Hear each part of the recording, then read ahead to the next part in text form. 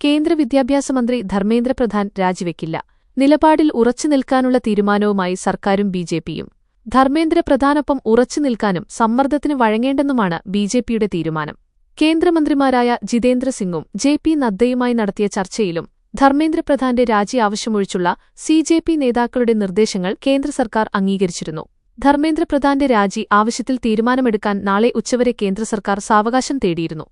നേരത്തെ cockroach Janata party പ്രതിനിധികളും കേന്ദ്രമന്ത്രിമാരുമായുള്ള ചർച്ച പരാജയപ്പെട്ടിരുന്നു.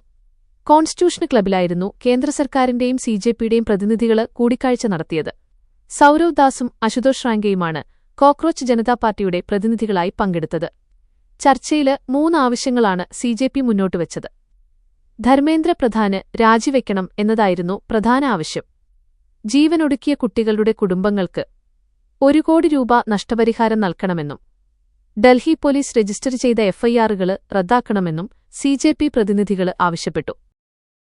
21 ലക്ഷത്തോളം സന്തുഷ്ടരായ ഉപഭോക്താക്കളും 2 ലക്ഷത്തോളം തിമിര ശസ്ത്രക്രിയകളും പൂർത്തിയാക്കിയ മലബാറിലെ ഏക കണ്ണാശുപത്രി Al Salama high hospital, hospital road, Perinthalmanna.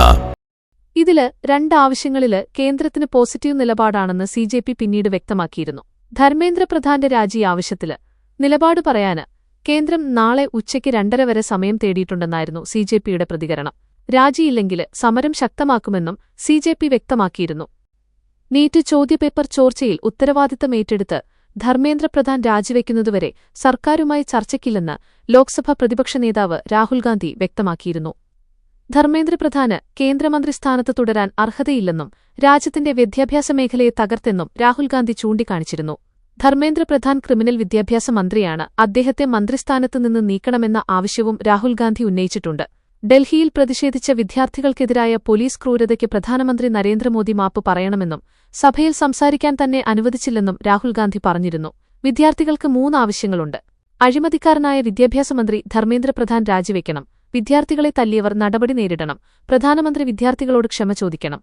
ഇതാണ് പ്രധാന 3 വ്യവസ്ഥകളെന്നുമായിരുന്നു രാഹുൽ ഗാന്ധിയുടെ പ്രതികരണം. ധർമ്മേന്ദ്ര പ്രധാൻ രാജിവെക്കുന്നതുവരെ ഞങ്ങളൊരു സംഭാഷണമോ ചർച്ചയോ നടത്താൻ പോകുന്നില്ലെന്നും രാഹുൽ ഗാന്ധി വ്യക്തമാക്കിയിരുന്നു.